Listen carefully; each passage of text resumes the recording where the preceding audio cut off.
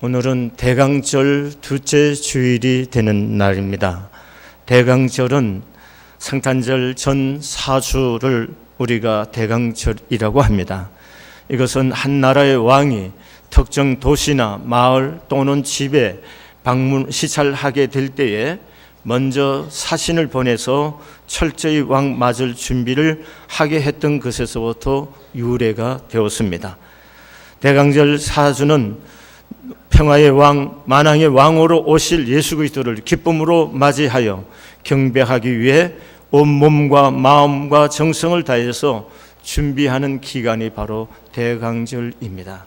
우리는 이 대강절 기간 동안 예수님께서 왜 오셨는가 하는 부분입니다. 이 땅에. 그래서 예수님 성경 전체가 말하는 강한 메시지, 구약에서는 오실 메시아에 대해서 얘기했고 신약은 오신 메시아에 대한 얘기를 했습니다. 그러나 구체적으로 예수님 자신이 내가 온 것은 혹은 인자가 온 것은 한 말로 우리가 이 대강절 기간 동안에 예수께서 오신 그 목적에 대해서 하나님께 말씀을 나누면서 또 이 대강절에 주의 평화를 준비하고 주의 오심을 준비하고 주의 맞이할 수 있는 마음가짐이 여러분과 저희 안에 있어지기를 바랍니다. 오늘 특별히 10절 말씀에 도덕이 온 것은 도덕질하고 죽이고 멸망시키는 것뿐이요 내가 온 것은 양으로 생명을 얻게 하고 더 풍성케 하려 함이라 이렇게 말씀하셨습니다. 그러므로 오늘 본문에서 우리가 경험하는 하나님의 약속의 말씀은 무엇이냐면 도덕이 왔다는 얘기인 겁니다. 여기 도덕은 사단을 얘기하는 거죠. 여러분 창세기에서 2장 7절의 말씀에 보면은 하나님께서 사람을 흙으로 진흙으로 지으시고 그 코에 생기를 불어넣었더니 생명이 된지라 이렇게 말씀했습니다. 생명이 된 사람은 하나님의 형상대로 지음을 받았기 때문에 하나님과 교제하는 인격적 존재로 하나님이 인간을 만드셨습니다. 진흙을 빚어서 만든 모든 짐승들도 있지만 그 어떤 짐승도 하나님의 생기를 받고 생명이 되지는 않았습니다. 생명이 된 인간만이 하나님의 형상대로 지음을 받아 하나님과 교제하고 그분과 동행하는 삶을 살 수 있도록 하나님이 우리 인간에게 은총을 입혀 주셨습니다. 그리고 하나님 그 인간에게 에덴 동산을 주셨습니다. 하나님께서 그에게 금한과 하나 있습니다. 동산 중앙에 선악을 알게 하는 선악과를 먹지 말라고 그랬습니다. 그런데 어느 날 사단이 뱀이 형체로 와서 그들에게 말합니다. 너희가 하나님께서 먹지 말라고 하지 않았지 않느냐? 다 먹어가라고 하지 않았냐? 그럴 때 하와가 되면 동산 중앙에 선악을 알게 하는 나무는 하나님이 먹지 말라고 했다. 그러냐? 그 나무를 먹으면 정령 죽으리라고 하나님이 말씀했어. 그렇게 대답했어요. 그러니까 사단이 말합니다. 너희가 죽지 않을 것이다. 너희가 도리어 눈이 떠져서 하나님과 같이 될 것이다. 사단이 그렇게 말을 합니다. 그래서 하와가 보니까 먹음직스럽고 보암직스럽고 탐스러웠습니다. 그래서 손을 내밀어 선악과를 알게 하는 나무를 선악을 알게 한 나무 과일을 먹음으로 통해서 그의 눈이 떠져서 그게 벌거벗음을 알게 되고 그를 통해서 내 뼈 중에 뼈 살 중에 살이요 하던 남편과의 갈등이 생기는 모습을 봅니다. 그리고 그로 말미암아 하나님이 지은 동산에서 쫓겨나는 겁니다. 그런 사단이 왔다는 얘기예요. 도덕이 오는 것은 뭐예요? 우리들과 하나님과 관계를 깨트릴 뿐만 아니라 인간관계도 깨트리게 하는 거고 내 삶의 질서를 다 깨뜨리고 인간의 삶의 근원의 모든 그 선한 것과 좋은 것들을 다 도둑질해 가는 것은 누구냐면 마귀라는 겁니다.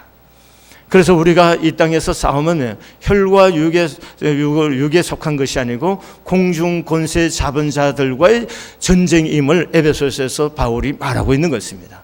그러므로 오늘 여기에 계신 여러분과 제가 기억해야 할 것은 사단에 대해서 알아야 되는 거예요. 사단은 우리에게 오면은 모든 인류를 파멸하는 거예요. 그래서 인간의 마음속에 뭘 갖다 줘요? 탐욕을 갖다 주고 욕망을 갖다 일으켜줬어. 인간이 자기 욕망과 탐심에 의해서 하나님을 등지게 되고 자기 중심적이 되어서 그래서 인간을 다른 타인을 배척하게 되고 인간이 하나님의 형상대로 지원받은 인간됨을 상실하게 되어서 인간이 몸은 인간이지만 인간이 아닌 인간으로서 살게끔 마귀는 역사하고 있다는 사실인 것입니다. 그러므로 하나님의 영이 떠난 인간, 하나님의 영이 하나님과 관계에서 끊어진 인간은 몸은 몸은 지음을 받았지만 영이 하나님께 인간의 마음속에는 마귀가 주장함으로 탐심과 탐욕이 내 안에 와 있기 때문에 이미 우리는 뭐예요? 인간일 수가 없는 그런 삶이라는 사실을 성경은 얘기하고 싶어 하는 겁니다. 사랑하는 교회 여러분, 이런 상황에 예수께서 말합니다. 내가 온 것은 양으로 생명을 얻게 하렵니다. 이렇게 말합니다. 예수가 오신 목적이 뭐냐는 거예요. 생명을 얻게 하려고 왔다는 겁니다. 성경에서 생명이나 단어는 헬라어로 조에라는 말을 사용하는데 이것은 영생이라는 단어와 같은 뜻으로 사용되기도 합니다. 그러므로 요한복음에서는 영생이라는 말과 생명이라는 말을 동어의로 같이 쓰고 있습니다. 그러면은 오늘 우리가 영생이 뭐냐 이렇게 얘기할 때 우리는 그리스도인들이 이해하는 영생이라는 것이 죽은 뒤에 천국에서 죽지 않고 영원히 사는 것을 영생이라 이렇게 이해하고 있습니다.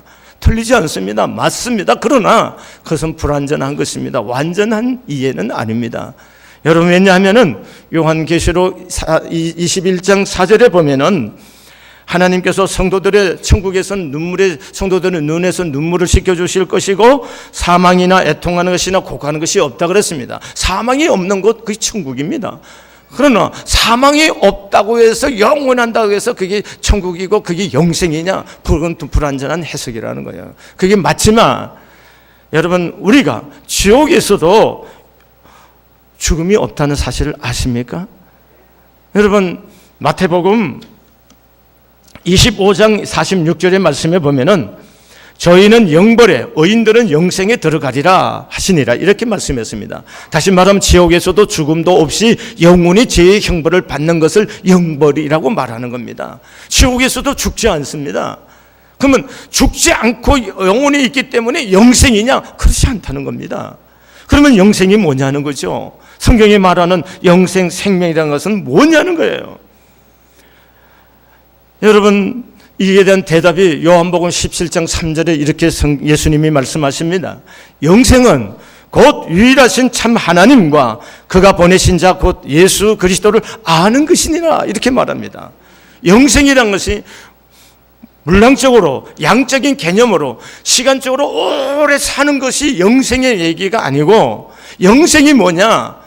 관계적인 개념이라는 겁니다. 다시 말하면 에덴 동산에서 마귀가 와서 우리들의 생명을 도둑질했던 것처럼 다시 말하면 하나님과 관계가 단절됐잖아요. 단절된 우리들에게 예수님이 오셔서 이 단절을 관계를 회복시켜 주는 거. 그래서 우리가 하나님을 만나고 예수 그리스도를 통해서 하나님을 만나고 그 하나님과 함께 동행하는 삶, 이것이 영생이라는 겁니다. 그러므로 요한복음 5장 24절에 이미 너희는 영생을 얻었고 했습니다. 그러면 여러분과 저는 이미 영생을 얻은 사람입니다. 왜냐하면 영원한 생명이 되신 예수가 내 안에 계시기 때문에 이 예수님으로 말미암아 이미 영생을 얻은 줄로 믿습니다. 그러면 여러분, 이 영생을 예수님이 이 영원한 생명을 주시기 위해서 오셨다는 겁니다. 그래서 요한일서 5장의 말씀에는 아들이 있는 자는 생명이 있고 아들이 없는 자는 생명이 없다 이렇게 말씀했습니다. 오늘 여러분 가운데 예수 그리스도를 나의 구주로 영접해서 받아들이면은 예수님이 내 안에 오므로 여러분과 저는 뭘 얻었어요? 생명을 얻었다. 영생을 얻었다. 이렇게 말합니다. 이 사실을 여러분 마음속에 새길 수 있기를 바랍니다. 여러분, 가령 이런 것이요. 발전소에서 전기가 오는데 선이 끊어졌어요. 선이 끊어졌기 때문에 우리들의 가정에서 전기가 줄 수 있는 혜택을 다 경험하지 못하잖아요. 그런데 선이 연결이 되면 발전소에 오는 전기가 전류가 흘러서 우리 가정에 전기가 오므로 전기가 줄 수 있는 모든 혜택과 우리 편안함을 누릴 수 있는 것처럼 오늘 예수 그리스도 하나님과 우리 사이에 끊어진 우리들의 전선을 예수 그리스도가 오셔서 연결점이 되어 주심으로 하나님과 우리가 만나게 되었다는 거예요. 그것이 영생이라는 겁니다. 오늘 여러분 가운데 예수님이 계십니까? 그럼 여러분이 영생 얻은 줄로 믿습니다. 이제는 영생 얻은 사람으로서 지금 여기를 살아가게 될 줄로 믿습니다. 여러분, 이것이 생명을 얻었다는 것입니다. 생명을 얻었다. 그 다음에 또 한 가지 광의적인 해석을 해보는 겁니다.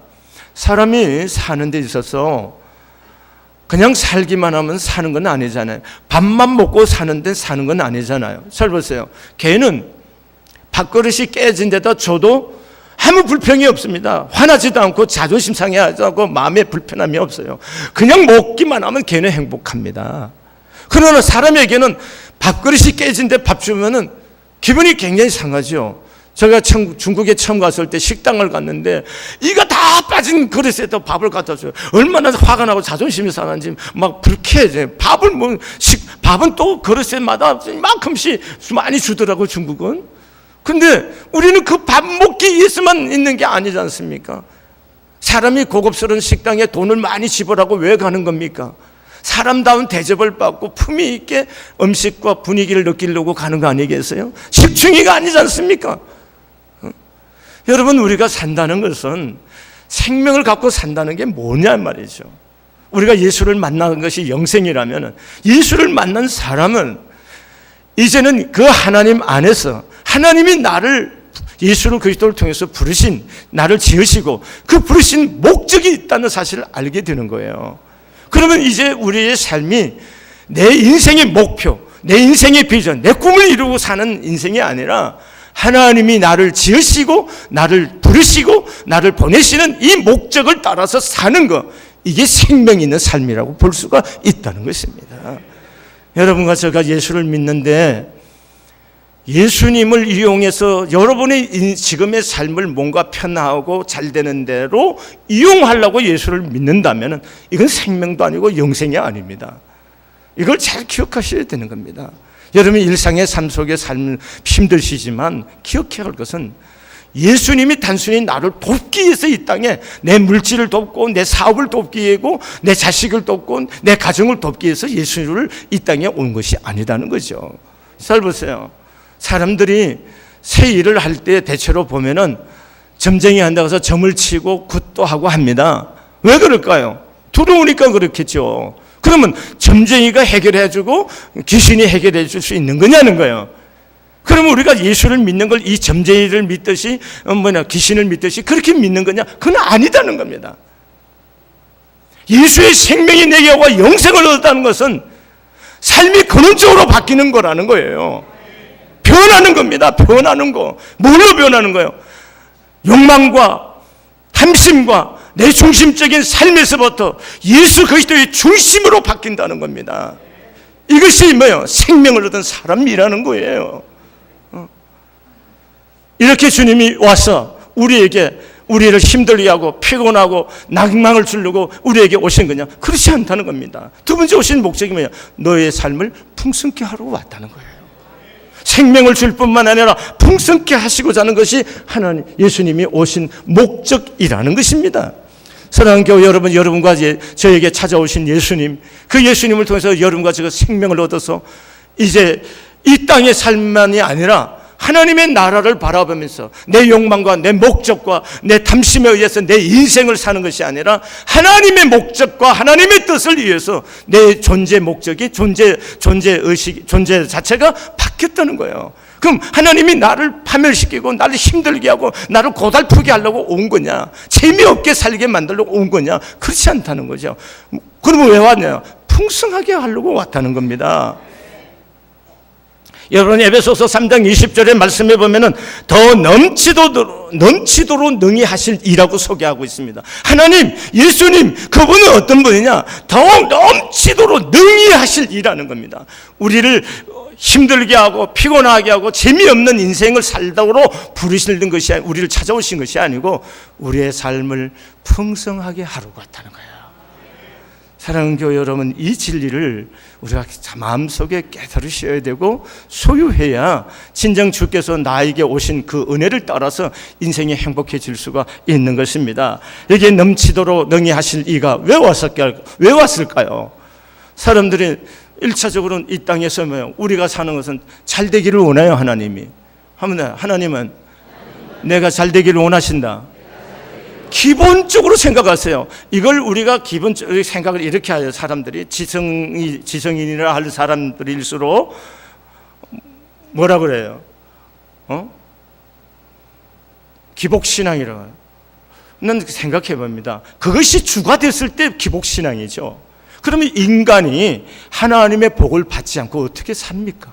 하나님의 은혜를 입지 않고 어떻게 사는 거예요? 그렇지 않아요? 여러분, 물질이 주인이 되고 물질 탐심과 정욕에 의해서만 이렇게 그래서 하나님을 도구화시켰을 때 이게 기복신앙이지, 하나님이 내 인생의 주인이 돼서 하나님께서 오는 축복과 은혜를 받고 하나님의 선하신 은총을 입는 것은 복이잖아요. 하나님의 복을 받지 않고 우리가 어떻게 사시겠습니까? 하나님은 여러분과 제가 잘 되기를 원하십니다. 왜냐하면 성경은 이렇게 말하네요. 네가 악한 자라도 자식에게 좋은 것을 줄 줄 알거든 하물며 천부께서 너희 구하는 자에게 좋은 것을 주시지 않겠느냐, 이렇게 말씀하시는 거예요. 그럼 우리가 자녀에게도 좋은 것을 주고 싶어한 부모의 심정이 있는 것처럼 하나님도 나를 사랑하셔서 당신의 외아들이신 예수 그리스도를 이 땅에 보내실 만큼 나를 사랑하셨다고요. 그러면 그 바탕에는 뭐예요? 하나님이 나에게 생각은 뭐예요? 잘 되기를 원하시는 거예요. 크게 아멘해요. 여러분, 하나님이 나에게 내 삶이 잘 되기를 원하신다, 이 믿으셔야 되는 거예요. 풍성하기를 원하시는 건다, 이걸 믿으셔야 되는 거예요. 이게 목적이 됐을 때가 문제지, 하나님의 은혜 안에서 이 복을 받을 수 있기를 바랍니다. 이 은총을 입을 수 있기를 바랍니다. 그럼 사람이 물질만 갖고 사는 거냐요? 아니잖아요. 물질이 다 있고 넘쳐도, 여러분 생각해서요, 강남의 어떤 분들이 얘기를 소개한 걸 들었을 때 그럽니다. 물질은 궁핍함이 없어요. 뭐 하나 부족함이 없는데 남편의 사랑이 없어서 허해갖고 그런 여자들이 많다는 거예요. 그런 생각해보세요. 물질이 없어서 지금 가슴이 허한 겁니까? 아니잖아요. 사랑의 결핍이, 사랑이 가슴에 느끼지 않아서 허한 거고, 인생의 의미와 목적을 상실했기 때문에 가슴이 허한 거 아니에요. 그럼 인간이라는 것은 먹고 사는 것만 갖고는 아니지 않습니까?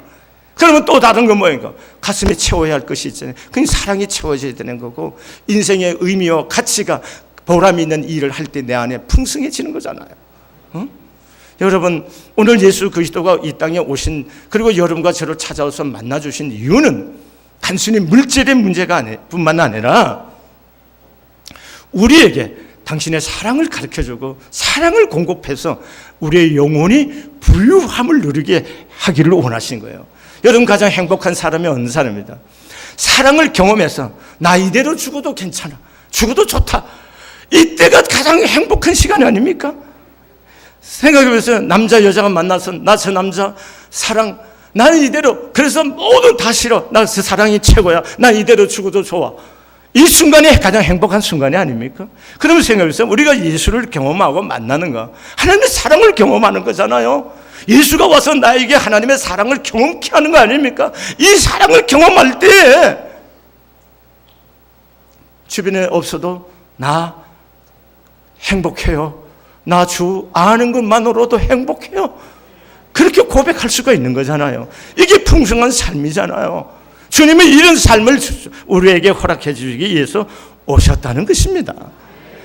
그리고 또한 생각해 보시기를 바랍니다. 우리는 믿으면서 자꾸 환경을 바꾸려고 하는 거예요. 환경을. 그래서 만족을 누리려고 합니다. 그러나 사도 바울은 우리에게 새로운 삶의 제시를 하고 있는 거예요. 그게 뭐냐? 빌립보서 4장 11절에 내가 궁핍함으로 말하는 것이 아니라 어떠한 형편이든지 내가 자족하기를 배웠노니 내가 비천에 처할 줄도 알고 풍부에 처할 줄도 알아 모든 일에 배부르며 배고픔과 풍부와 궁핍에도 일체의 비결을 배웠노라, 이렇게 말합니다. 다시 말하면 환경이 변하기 때문에 내가 만족하고 행복하고 풍성한 것이 아니라 내가 하나님을 사랑하는 그 마음으로 어떻게 믿음으로 반응하느냐에 따라서 환경과 상관없이 내 안에 풍성함을 경험할 수가 있다는 겁니다. 가난하든 부유하든 거기에 내가 반응한 내 믿음을 통해서 거기에서 내 마음의 평안을 누리고 행복을 누리고 내 안에 풍성함을 누릴 수가 있습니다. 이 진리를 우리가 경험하기까지 우리는 하나님 안에 머물러야 되고 성숙해야 됩니다. 이 진리는 아무나 경험하시겠습니까? 믿음이 성숙해야 되겠죠. 믿음이 성숙해서 하나님의 주권을 인정하고 그 주 앞에 내 인생의 모든 것을 던지고 그분이 나를 인도하신다 확신을 가지고 있을 때 이런 길이든 그 안에 있는 하나님의 뜻이 이루어짐을 통해서 오는 행복함과 배부름을 경험하게 될 줄로 믿습니다. 여러분, 사도 바울은 자유로울 때 마음껏 튕기면서 복음을 전합니다. 그게 1차, 2차, 3차 전도 여행이었습니다. 그러나 로마 감옥에 갇혀서는 뭐 합니까? 또 글을 쓰고 찾아온 사람들에게 복음을 전합니다. 자유롭든 갇혀있던 일체의 비결이 뭐예요? 복음을 전하는 거예요. 그러니까 그 안에서 바울은 만족할 수밖에 없는 거죠. 이것이 바울이 인생을 사는, 예수 안에서 누릴 수 있는 풍성한, 고도의 풍성한 삶의 비밀을 우리에게 가르쳐주고 있는 겁니다. 사랑하는 교회 여러분, 이 예수 안에서요, 이런 삶의 비밀을 누릴 수 있기를 바랍니다. 오늘 9절은 오늘 우리에게 아주 중요한 얘기를 하고 있습니다. 내가 문이니 누구든지 나로 말미암아 들어가면 구원을 받고 또는 들어가며 나오며 꼴을 얻으리라 그랬습니다. 구원받는 게 뭡니까? 생명 얻는 길이 뭡니까? 문이 대신 예수 안에 들어가라는 거죠. 그럼 우리가 예수 믿는 거란 말이에요. 예수 믿으면 구원받고 생명을 얻는 거예요. 그럼 풍성한 꼴을 얻는 비결이 뭐예요? 문으로 들어가고 나오면 꼴을 얻으리라 이렇게 말했습니다. 우리가 예수님을 내 안에 받아들이고 예수님과 함께 삶을 사는 이 동행의 삶, 주님과 교제하며 동행하는 삶을 살 때에 풍성한 삶이 온다는 거예요. 예를 들는 겁니다. 여러분이 일상을 살면서 사업하시는 얼마나 지치고 피곤하세요. 또 직장생활 스트레스 얼마나 많으세요. 그러면 직장에서 내가 그거 시달리고 살고 교회 왔을 때만 주님을 만나는 거냐는 거예요. 그건 주님과 동행한 삶이 아니라는 거죠. 여러분, 직장에서도 주님이 나와 함께 들어가며 나가며, 들어가며 나가며란 말이 뭘까요? 들어가며 나가면 주님과 동행하는 삶이잖아요. 동행의 아름다움은 어디 있어요? 함께 가기만 해 동행입니까? 그건 아니잖아요. 동행의 참된 가치는 어디 있어요? 함께 나누는 거죠. 가면서 소곤소곤 얘기하면서 마음을 나누고 갈 때 행복함이 있는 거 아니에요? 그게 주님이 동행의 은혜가 있는 거 아니겠습니까? 그러면 여기 들어가면 나가며란 말은 주님과 동행하는데, 우리가 진정 주님과 동행하면서 풍성한 삶을 누리고 꼴을 얻는 비결이 뭐냐 하면은 주님과 함께 하라는 거죠. 그러면 힘든 일들이 있지만, 피곤한 삶도 있지만 그 속에 위로가 되고 힘이 되고 지혜를 공급받고 은혜를 경험하고 하나님께 환경 속에서 역사하신 비밀을 배우고, 그래서 하나님의 인도를 경험하는 이 역사를 체험하게 되잖아요. 그럴 때 그 현장에서 풍성한 꼴을 경험하고 하나님 은총을 경험하는 거 아니겠습니까? 그 비결이 어디 있는가요? 교제하는 거잖아요. 여러분과 저의 삶이 예수 안에서 풍성하기를 원합니다. 그러려고 하면은 새벽을 삽시다. 새벽을 산다는 것은 뭐냐? 여러분, 주님과 함께하는 시간을 보내는 거예요. 내 인생의 가장 중요한 첫 시간을 주님과 함께 하루 일과를 놓고 의논하고 주님께 말하고 듣고 깨닫고 도움을 청하고, 그래서 주님과 함께 해 가면은 작은 시간이지만 이게 쌓여서 가기 시작할 때에 그곳에서 역사하시는 하나님의 은혜를 경험하게 될 줄로 믿습니다. 수학에서 각 일도는 처음 출발은 미미하지만 시간과 거리를 두고 가면 갈수록 변화의 역사가 있듯이, 새벽 기도의 처음 시간은 미미한 시간들이지만 이 시간이 쌓여서 갈 때 우리의 인생의 변화는 말할 수 없는 은혜 안에서 하나님의 풍성함을 누리게 될 줄로 믿습니다. 이 은총이 여러분과 저에게 임하기를 바랍니다. 기도하시겠습니다. 사랑하시는 하나님 아버지, 우리에게 영원한 생명을 주시기 위해서 이 땅에 오셨고, 또 주님 하나님을 아버지로 모시고 하나님 주님이 내 인생의 주인됨을 인정하고 고백하며 살 수 있도록 은혜 주신 하나님, 우리가 정욕과 탐심에 길들여져서 무너져 아버지 삶이 억울해져야 할 인생들임에도 불구하고 하나님께서 우리에게 그것이 인생의 주인 되지 아니하고 하나님의 말씀이 우리의 주인 되고 주님이 우리의 주인 되어서서 진리를 따라 행하는 삶을 살게 하시고 영생의 삶을 살게 하시는 하나님, 이제 하나님 은혜 안에서 하나님 우리의 남은 생애가 주와 동행하는 시간이 되어서 들어가며 나가며 꼴을 얻는 양처럼 주님과 함께 함으로 말미암아 어디로 가든지 무슨 일을 하든지 꼴을 얻으며 사는 풍성한 삶이 열릴 수 있도록 도와주시기를 원합니다.